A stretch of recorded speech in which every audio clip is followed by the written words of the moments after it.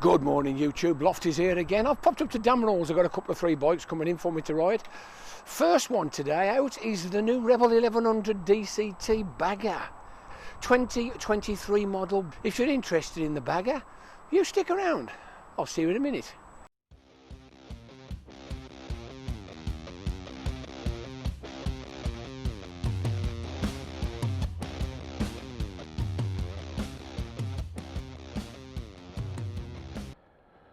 Okay YouTube, Lofty's here. We've got the bagger, the Honda, the 1100 bagger. Ignition key down on the side here. Let's have a look.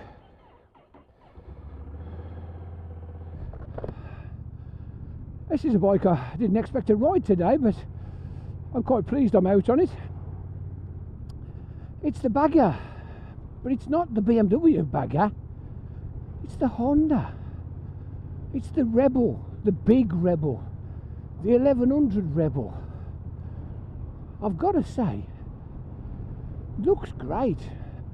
If you are more vertically challenged than me, which is most people, I think it's brilliant. It's just a little bit small for me, but I've got to say, the first thing I notice is how the engine is tuned so much differently to my NT. Now, to all intents and purposes, this is Africa Twin NT 1100 Rebel 1100. It's the same engine, but it seems much, how can I say, smoother at low revs. We're ticking along down here doing 30 odd mile an hour in drive. It's not procrastinating, sulking, grouching, whinging, whatever you want to call it. It's just ticking over nice. Whereas sometimes the old NT, you just need to stick it in sport mode and just hold the gear a bit longer or whatever. But to be honest, this is so smooth. It's got a nice dash, LCD. There's no TFT on this, but it's a nice round dash, which I think suits the bike. Slow down for the island. All clear, away we go.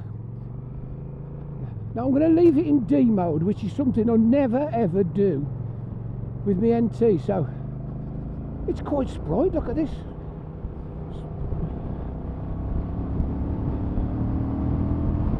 Picks up really well. Yeah, I'm quite surprised. I really am surprised at the difference in tune.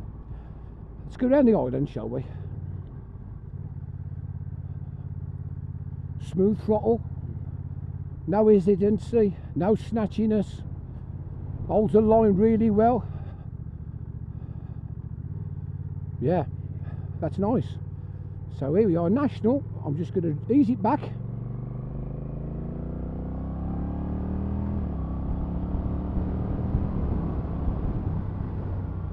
Yeah, that's lovely. Mark says there's probably a few software.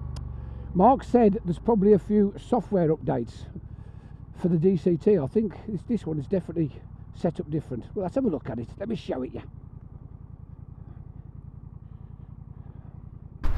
Okay, YouTube, Lofty's here. What do you think? CMX 1100 Rebel DCT bagger. Nice, solid, hard panniers, Batwing fairing, absolutely drop dead gorgeous. I'm quite impressed with this. It looks good. You can't really tell in this light, but the tank, it's, I would say, like a black with a metallic flake in it. It's nice. Even the stickers have been lacquered over. In general, the finish is pretty damn good. Let's give you a talk around the specs. Okay, there it is, YouTube. What do you think? It's not bad, is it? Let's have a look close up. I'll straddle it. It's probably easier to show you what's on it. So, as you can see, nice big round clock in the centre. I'll just switch the ignition on. It's down here on the side. Very American. There you go. Can you see that? LCD dash. It's got a tacho around the outside, big speedo. Fuel gauge, it was on showing empty. I've only put a fiver and it shot up. It's literally nothing. 7 degrees, it's quite cold, very end of February. So, shall we start it up?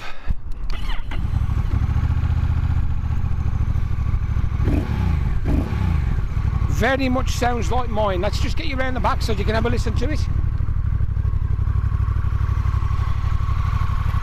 Here's the pipe, big black pipe. Pretty good.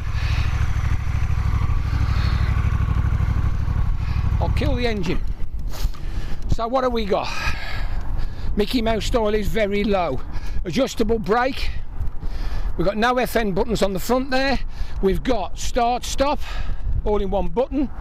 We've got neutral, drive, and you put it in manual mode. We've got underneath there is to activate the cruise control. Coming across, pretty idiot lights. It's all standard affair. Over this side, we've got the flappy paddles. Obviously no clutch lever. Not sure. There's the brake. Nice and simple. So you pull it and you push the button to release. What we got? High, low, pass, hazard warnings. This is for your modes to select if you want to change the power, the torque control or the engine braking. On, indicators. Yeah, nice smooth indicator and the flappy paddles. Right, so let's tell you a little bit about it. So this is the brand new for 2023 CMX 1100 Rebel DCT bagger. It's an 1100cc parallel twin single overhead cam 8 valve DCT. It's been lifted from the Africa twin and now the NT. This is detuned. It's not the same engine in power and characteristics. As I said, it's quite smooth, a lot smoother than the NT. 85 brake horsepower and 74 foot-pounds. So there you go. They've lopped some off the top and get it all the low down torque and power. It's got a 700mm seat, which is extremely low. You can buy a high plus 20mm seat.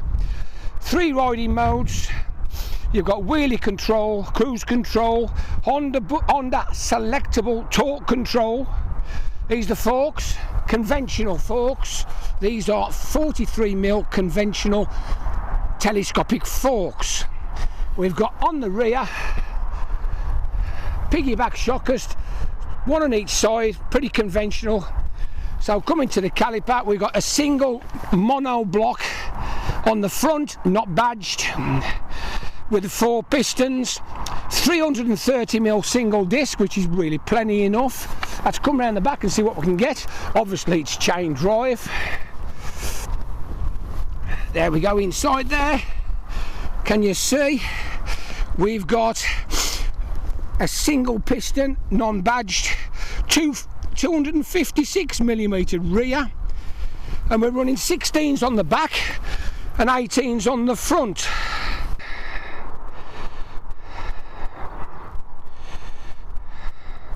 Under the seat there's a USB-C type C. Shall we have a look at the panniers? So, key in, push, up they come. Not very big, can you see? They're not very big. These probably, I'd guess, no more than 20 litres. Needs a bit of a firm closure. LED lights front and back. Very nice. I should imagine it's probably a little bit more economical than the NT. I'm getting easy 55 to the gallon out of my NT. I should imagine this would get 60 or even more because they've lopped that bit of power off the top end. Well, let's take it for a bit of a ride and see what we think of it. I'll see you in a minute. The Rebel comes in 2 different flavours. Comes in what they call the CMX 1100, CMX 1100 DCT, or this, they don't call it the bagger, they call it the Tour.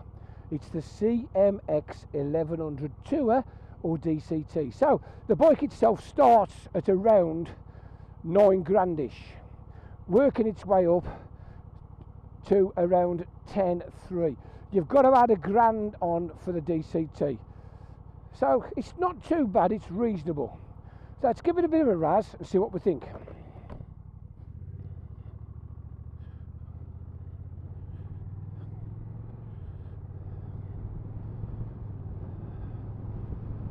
So start off nice and steady down the hill.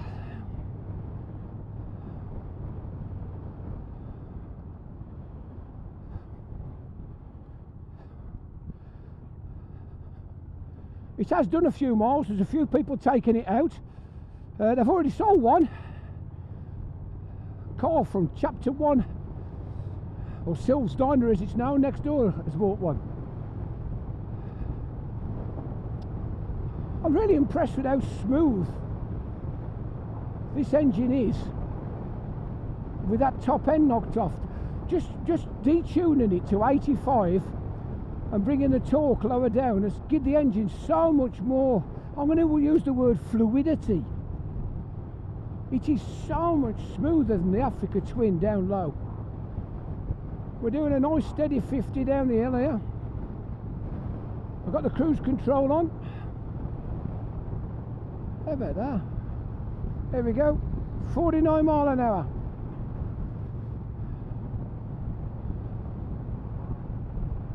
I'll just knock the cruise off and sit. Yeah, a bit of engine braking, not too bad. Yeah, I like it. Quite pleased actually.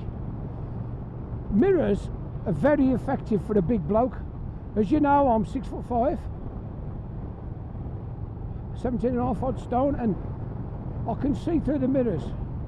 It's easy to throw about and hustle. You know, when you compare it with some of the big ones, the Harleys and the new R18, this is a tiddler in effect. It's so much smaller, so much lighter and easy to throw about. It initially feels that you could hustle or ride it. Have we finally got a decent cruiser suitable for Cornish roads?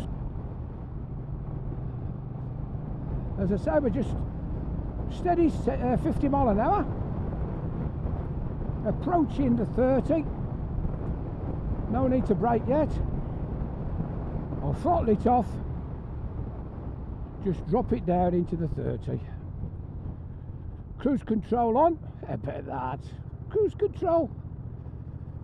It's very similar to a lot of bikes these days. Got a good cruise control, but it's not effective below 30 mile an hour. As you know, we've got a lot of these 20 mile an hour zones appearing, and it is very difficult to sort of stay at 20.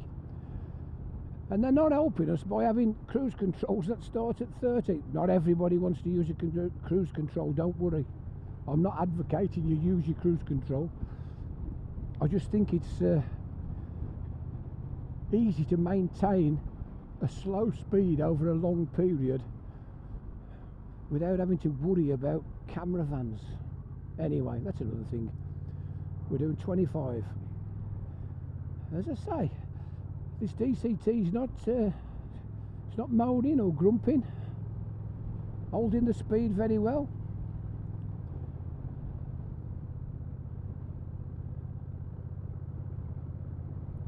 We're actually in 4th gear.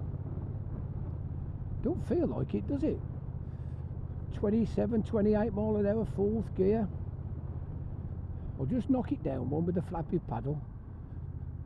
Shoot round these parked cars through the village. Yeah, cruiser, it's a cruiser. You can cruise. This is not playing up at all at low speeds. It's really nice, really smooth. If you've never ridden a DCT before, and I do think DCTs work really well on this style of bike, if you've not actually ridden a DCT before, sometimes you just have to remind the gearbox which way you're going. You know, it might not change, or it might change too soon. So just give your flappy paddles a bit of a dab if you're approaching an island or a traffic light, or you need to slow down quick, like we're doing here. Just slow down, flappy paddle it down one. Thank you, sir. And away you go again. How easy is that? Just increasing up to the 50. Round past the garage, nobody there. Indicators on, we're going to take a right. Here we go, towards Trevisco. So, second gear. Let's give it a bit of a rip. Third gear, fourth gear. Don't need fifth or sixth to get up to national speed. I'm going to drop it into sixth anyway at 50. Just see what it feels like. It's not sulking or groaning or moaning. Yeah, I've said that before, ain't I? It's amazing how Honda have managed to recharacterise the engine. So here we are, sixth. 2 knobbles on the flappy paddles. Round we go. And again, little pothole just as you want to ride in on your motorbike. Bit of breakage. I'm not sure what the tyres are, but they're alright. It's not 100% dry, but it's not what I'd call moist underfoot. It's okay. So here we are, down to the junction. Indicators on, we're going to take a right. I'll just dab my foot down and have a look round. Clear left, clear right, away we go. We're more or less immediately into a 30. There we go.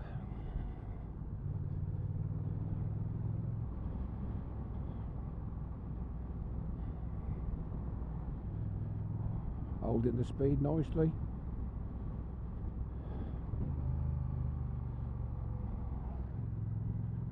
Down through the parked cars. By the way, I got a new camera on today. I don't know whether anybody's noticed. The old DJI on the front. I've tried my hardest to refrain from being a bit of a nodding dog. Here, I like this. We all do it with head mounts. So what I've done is I've mounted a DJI Osmo Action 3 on the front to give you the smoothest shot. It's just on basic stabilisation, so I'm testing it out today, see how we get on. So national, away we go, nothing about. Up to the bend, bit of breakage, chuck it in, very nice.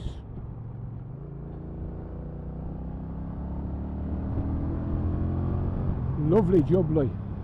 Okay, so we're in fourth gear. Let's jab the front on, see what it's like, nobody about. Well, considering that is only a single potter, single caliper, that's not bad. We'll get round the corner, same again, nobody about, nobody behind, nobody in front, rear brake. Now, for a cruiser, I'd say the rear brake is just okay. Normally, because you've got so much weight over the back wheel, the back brake's a bit more effective, but these are fairly fresh. The front's bedded in nice, but the back's obviously had no noose. So down the hill, nothing behind, 40 mile an hour front and back. Oh yeah, that's very good. There's no problems whatsoever with the brakes. They are superb. Is he coming out? No, he's parked. Bit of rubbish on the road there. Bit of breakage. Tip it in. Fairly sure-footed at the front. No real problems with that front tyre because it's fairly wide.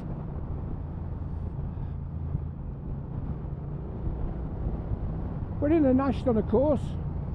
I'm probably doing 50-55. Left it in D, I've not messed with nothing. This gearbox is lovely. So up the hill, third gear.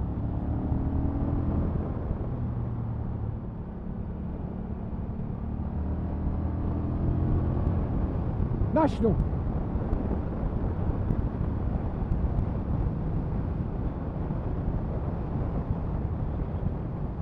Tipping it in at 60. Excuse me. Yeah, it's holding a lovely smooth line.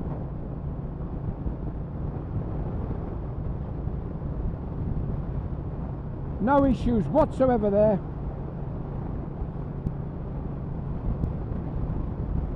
If my legs was 4 inches shorter, I'd consider this. It's a cracking bike. At 6'5", I'm just too tall. But I'd imagine up to 6 foot. You know, if he was 5'10", 5'11", it, you know, it wouldn't. I don't think it'd be a miss at all. Good bike. I know I say that about most bikes, but it's hard to buy a bad bike these days, and there's that much research and development goes into them. They pretty much do what they say straight out the tin. So here's the island. I'm just going to pull up because there's a van. I'll nip in between. So we're going to go down the dual carriageway. We'll do a third gear roll on. So there we are. We're in third. Taking a left down the hill down to St Columb Major. Or just third gear. There it is. Rip it back.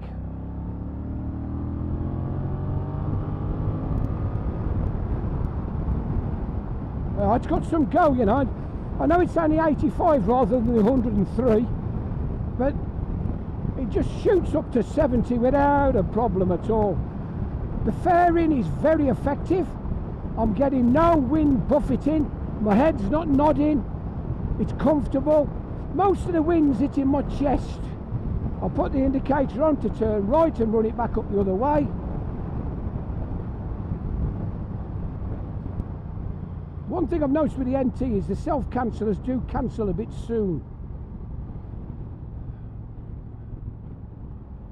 There we go. Bit of breakage for the island. All clear. We're going to mince it round nice and steady.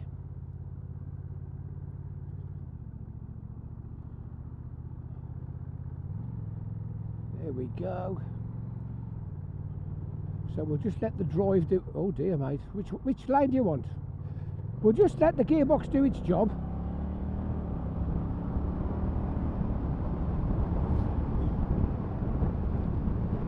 There we go. It's lovely. Nicely finished. I like the fairing. The panniers will have a real use.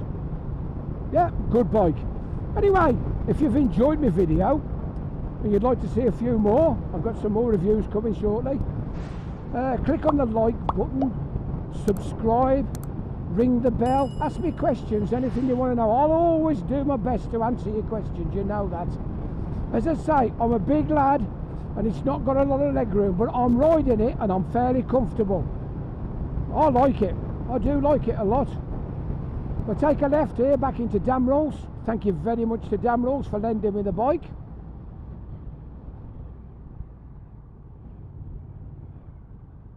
So what more can I say? This is the loftybiker saying ta-da for now. Ta-da.